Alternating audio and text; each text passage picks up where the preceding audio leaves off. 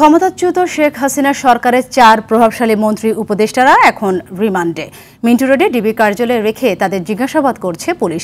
নিরাপত্তা বিবেচনায় গতকাল 10 দিনের রিমান্ড মঞ্জুরের পর দ্বাদশ সংসদের সাবেক ডেপুটি স্পিকার শামসুল হক টুকু, সাবেক প্রতিমন্ত্রী জুনায়েদ আহমেদ পলক ও ঢাকা বিশ্ববিদ্যালয় ছাত্রলীগের সাধারণ সম্পাদক তানভীর হাসান সৈকতকে ডিবি কার্যালয়ে নিয়ে আসা হয়। পল্টন থানায় একটি হত্যা মামলায় তাদের 10 দিনের রিমান্ড মঞ্জুর হয়। নিউ মার্কেট থানার আরেক হত্যা মামলায় গত বুধবার থেকে 10 দিনের রিমান্ডে ডিবি কার্যালয়ে পুলিশের হেফাজতে রয়েছে শেখ হাসিনা সরকারের আরেক 2 প্রভাবশালী ব্যক্তি সালমান এফ রহমান ও সাবেক আইনমন্ত্রী আনিসুল হক। পুলিশ জানিয়েছে, ওই হত্যাকাণ্ডে পেছন থেকে কারা কলকাঠি নেড়েছে সেসব বিষয়ে জিজ্ঞাসাবাদ করা হচ্ছে তাদের। জিজ্ঞাসাবাদে আনিসুল হক বলেন, দেশে ছাত্র আন্দোলন শুরু হওয়ার পর তিনি একটি সমাধানের দিকে যাচ্ছিলেন, কিন্তু সাবেক স্বরাষ্ট্রমন্ত্রী আসাদুজ্জামান খান কামাল ও সাবেক সেতু মন্ত্রী ওবায়দুল কাদেরের কারণে সেটা সম্ভব হয়নি। আন্দোলন দমনে তারা খুবই অ্যাগ্রেসিভ ছিলেন। এছাড়া তৎকালীন প্রধানমন্ত্রী শেখ হাসিনাকেও বাস্তবতা বোঝানো যাচ্ছিল না।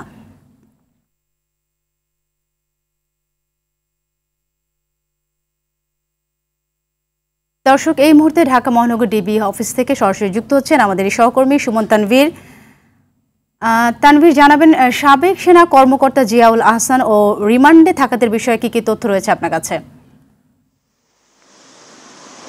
দেখেন যে গত 3 দিন ধরে শেখ হাসিনার আসলে অপশাসন কিংবা দুঃশাসনের যে 17 বছরের যে মূল আসলে কারিগর ধরা হয় কিংবা তার মূল যারা হাতিয়ার, তাদেরই কিন্তু আমরা দেখছি একে একে আসলে গ্রেপ্তার করা হচ্ছে। যেমন সালমান এফ রহমান, আনিসুল হক, তারপরে আমরা দেখলাম গতকাল পলক। আজকে যাকে গ্রেপ্তার করা হলো এই মেজর জেনারেল জিয়াউল হাসান, আপনি সংবাদেই কিন্তু তার আসলে পরিচয় দিচ্ছিলেন, কিন্তু তিনি যে দায়িত্বে ছিলেন তার বিরুদ্ধে এই আন্দোলনে সর্বশেষ যে অভিযোগটি সবচেয়ে বেশি বড় করে দেখা হচ্ছিল, যে এই যে ইন্টারনেট দীর্ঘদিন বন্ধ ছিল, সেই ইন্টারনেট বন্ধের যে কয়েকটি সংস্থা আসলে সরাসরি বলেছিল যে ইন্টারনেট বন্ধ করে দেওয়া হোক, তার ভিতরে কিন্তু তিনি একজন অন্যতম। অর্থাৎ তিনি বলেছিলেন যে ইন্টারনেটটি যেন বন্ধ থাকে। তো আমাদের মনে হচ্ছে যে সেই বিষয়টি আসলে দেখা হবে। সেই সঙ্গে আসলে আপনি যে পরিচয়টি তিনি তাকে দিচ্ছিলেন, যে র্যাব সদর দপ্তরের কিন্তু আসলে গোয়েন্দা শাখার প্রধান হিসেবে তিনি দায়িত্ব পালন করছেন। এবং এই যে সবচেয়ে বেশি যে কথাগুলো বলা হয়, গুম খুনের কথা,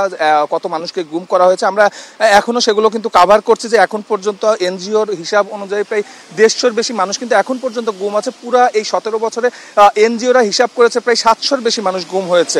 এই গুমের পেছনে কিন্তু অন্যতম একজন প্রধান মানুষ হিসাবে ধরা হয় এই জিয়া হাসানকে। এবং আপনি জানেন না, আপনি বলতে চাই যে জিয়া হাসান কিন্তু গত বুধবার তিনি কিন্তু আসলে পালিয়ে যাওয়ার শেষ চেষ্টাটি করেছিলেন এবং তাকে ডিজিএফের সদস্যরা একদম রানওয়ে থেকে কিন্তু তাকে ফিরিয়ে এনেছে। আমরা সেদিন পর্যন্ত সেই তথ্যটি জানতাম এবং আজকে এসে আমরা জানলাম যে তাকে আটক করা হয়েছে এবং তিনি এখন এই ডিবি কার্যালয়ের ভেতরেই আছেন এবং নিউ মার্কেট থানার একটি হত্যা মামলায় কিন্তু তাকে গ্রেপ্তার দেখানো হয়েছে, এতটুকু আমরা জেনেছি। আর বাকি যাদের কথা বলছিলেন, যারা আসলে রিমান্ডে, আর বাকি সবাই এই ডিবি কার্যালয়ে আছে। আমি যদি বলি, সালমান এফ রহমান, আনিসুল হক, পলক, সাবেক ডেপুটি স্পিকার শামসুল হক, সবাই কিন্তু এখানে আছেন এবং তাদেরকে রাত দিন জিজ্ঞাসাবাদ করা হচ্ছে। এবং সর্বশেষ আমরা যতটুকু জানতে পারছি, আমরা যদি একদম নির্দিষ্ট করে বলি, যে সালমান এফ রহমান এবং আনিসুল হককে যে মামলাটিতে আসলে গ্রেপ্তার দেখানো হয়েছে, সেই মামলার এজাহারে কিন্তু আসলে কিছু ত্রুটি আছে। 16ই আগস্ট এই মামলাটি হয়েছিল এবং সেই মামলার এজাহারে কিন্তু বলা হয়েছিল জামাত বিএনপির